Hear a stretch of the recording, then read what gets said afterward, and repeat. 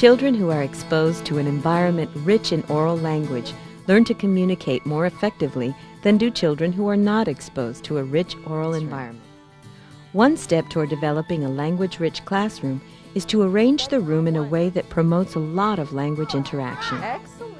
Dividing the room into separate spaces, like the ones you see here, helps to enhance language-related activities because it makes it easier for children to communicate with each other. It also makes it easier for teachers to meet the individual needs of the children.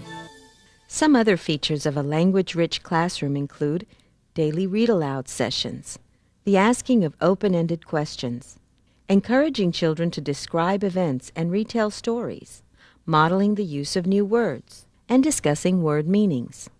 By doing these things, a teacher is able to scaffold children's language development. The technique of scaffolding enables a teacher to guide and support a child's language learning by building on what the child is already able to do. Scaffolding moves a child from a lower to a higher level of language use. What are you adding to your police car? Some string. What's another word for string? Do you know another word for this?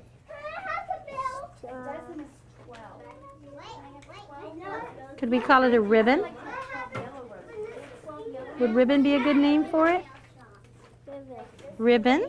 Yeah.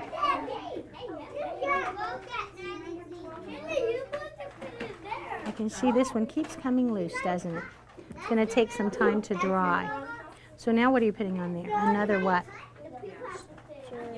Another string? What's the other name we called it? You remember? Ribbon. Yeah, it says the word ribbon right here. R-I-B-B-O-N. Ribbon. You can scaffold children's language development in many ways. Modeling the use of new vocabulary words and encouraging the students to use them in their own speech quickly enriches vocabulary and syntax. It's $2. I think she needs some money first. Asking open-ended questions will encourage children to take multiple turns in conversation, which will help them learn to use language that is appropriate for the listener. Read-aloud sessions are an excellent time to model new vocabulary words. Cocoon, you know, another word for cocoon is chrysalis.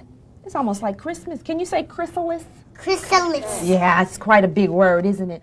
The story extenders from read-aloud sessions work well to promote questions and conversation among children and allow the teacher to provide feedback to encourage, interpret, and evaluate children's responses. Scaffolding is an intuitive teaching technique. It requires a teacher to be in tune with the fluid classroom.